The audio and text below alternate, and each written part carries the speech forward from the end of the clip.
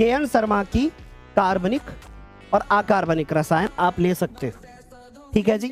तो अगर ये किताब लेते हैं तो आपका भला हो सकता है। मैं कोई यहाँ प्रमोशन नहीं कर रहा हूँ, बल्कि मैं यहाँ पे आपको सजेस्ट कर रहा हूँ कि हाँ ये बुक बेस्ट। मैं भी जब क्लास 11th और क्लास 12th में था तो मैंने इन्हीं राइटर की बुक को पढ़ा है, यहीं से पढ़ा है।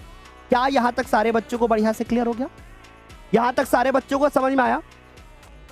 कुछ बच्चों को कहना है कि हम कक्षा 11 में NCERT बुक लेंगे।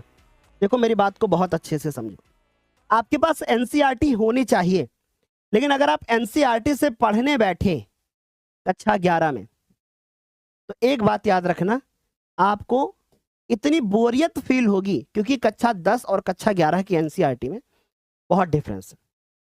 आपके पास NCERT होनी चाहिए, पर एक रेफरेंस बुक भी होनी चाहिए, क्योंकि अब आपका ड्रीम सिर्फ क्लास 12th में पास होना नहीं है बच्चों, बल्कि आपका ड्रीम अपनी लाइफ में बहुत कुछ अच्छा करना है। ठीक, तो आई होप ये बातें बढ़िया से क्लियर हो गया।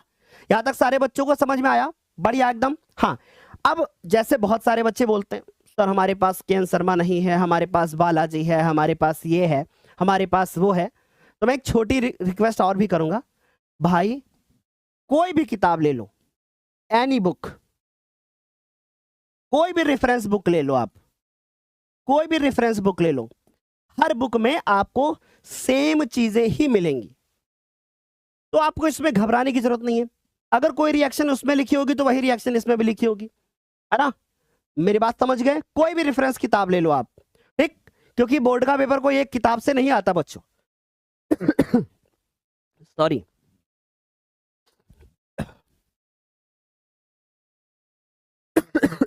बेटा 10th के बोर्ड के बारे में सीरियस हो जा। चल